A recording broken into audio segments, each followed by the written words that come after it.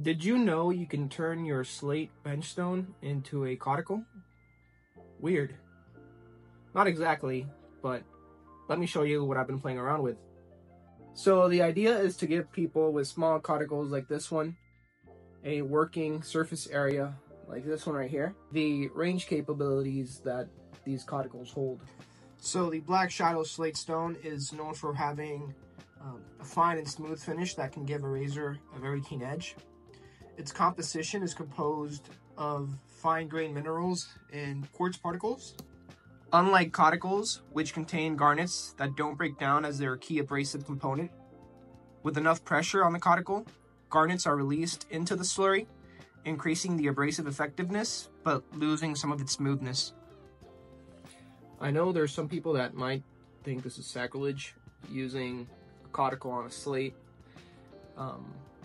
I'm just having fun with my stones. Adding to that, this probably works really good with a translucent arc or a hard arc or a surgical black.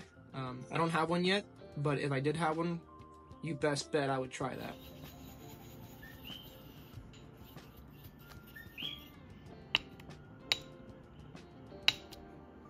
And the slurry consistency matters. Think about it this way: the thicker and muddier the slurry is, then the lower the grit and faster it will cut. The thinner that slurry gets, then the less aggressive the cutting speed, but the finer the polish on the razor.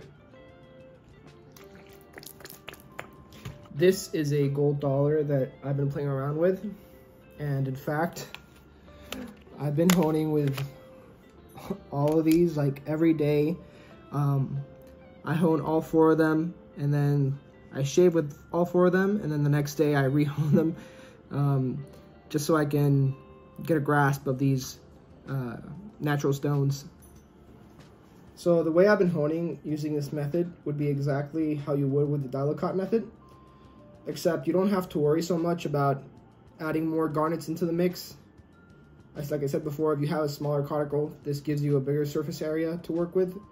And also the pressure, you have to worry about it, but not so much as you would with a cauticle bench stone, that if you use enough pressure, you could be adding more garnets into the mix.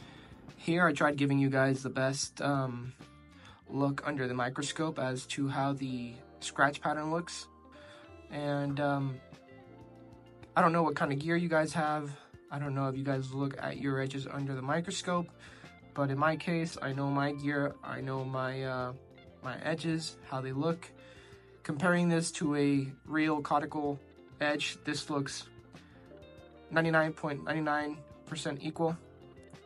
In my opinion, the slate just doesn't have the abrasive effectiveness as the cauticle slurry, and so that's why I think the fingerprint is predominantly a cauticle fingerprint.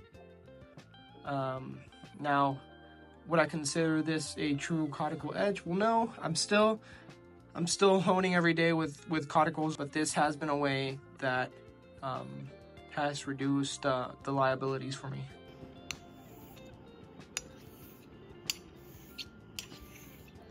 I don't want to come out and seem like this is revolutionary or anything new.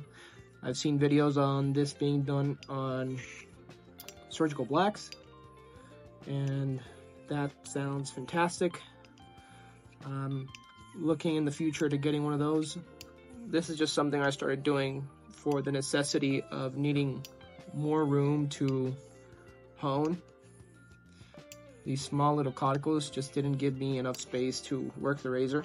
Thankfully, a good friend of mine, Eric the Cajun Blade, sent me a piece of cauticle. I've been practicing on this as well, because I do eventually want to move from doing this to honing exclusively on a cauticle. But I thought, why not share this? Maybe someone has thought something similar. This is just something I've been doing for fun. If you're interested and you have a slate stone, why not give it a try? Who knows, you might like those edges. Make sure to let me know if you like it or not. And if you don't like this method, let me know why. You know, everybody's welcome. You don't have to always agree. there's enough room to agree and disagree. Just do it respectfully. I also hone going from my 10K synthetic Naniwa Superstone into a running water caudicle. But lately I've been trying to do a 1-stone hone just because it's fun and I have the time. But if I really wanted to, and if I didn't want to have any headaches, then I would probably just do the synthetic progression to the 10K and then finish on the laps on water and then running water.